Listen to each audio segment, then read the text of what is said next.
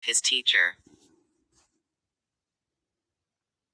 In the second, he was taught that God's approval cannot be won except through the allegiance to his imam, or teacher, viewed as the guardian of God's word.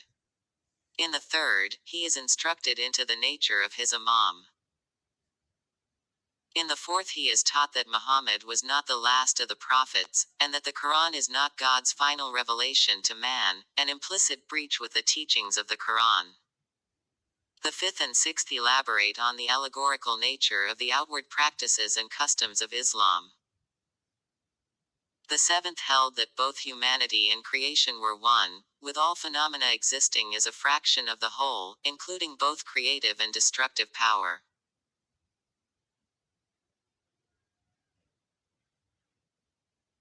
The eighth taught that all religion and ideology was fraudulent, including Islam, preparing the initiate for the ninth and final secret, that the student was now freed from belief, acting as a purified philosopher in the knowledge that nothing, literally, was true, and that the only permissible belief was action, and furthermore that the only possessor of the reasons for carrying out any action whatsoever was the mysterious Grand Master of the order, Hassan I Saba himself. How were so many impressionable young men so easily swayed to renounce their upbringing and the beliefs of conventional Islam and plunge headfirst into nihilism and martyrdom for the sake of one man's lust for omnipotence and revenge?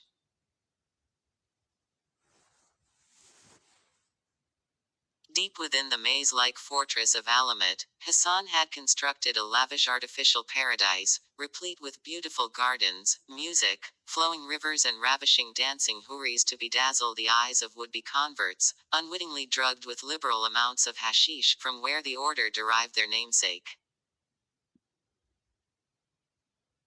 With his propagandists leading them through a tour of this paradise, the pilgrims either became so entranced by the visions before them that they converted on the spot, begging to while away their time in this Eden, or became so frightened that they begged to flee, swearing that their hosts must be sorcerers or magicians. In either case, it was only through obedience to divine will of Hassan I Saba that entrance or exit was permitted. Only by swearing their fealty to this mysterious master were these senseless young men granted access to paradise on earth, or return to their former lives. Few refused. And how successful was this tactic, which marks the first historical instance of brainwashing? The influence of Hassan swept not only through Persia, but Egypt, Syria, Azerbaijan and much of the Arab world, rumored to reach as far as France. Acting upon the Grandmaster's orders, his faithful Edain gained entrance into courts, villages and camps, often disguised in local garb and speaking in local dialects.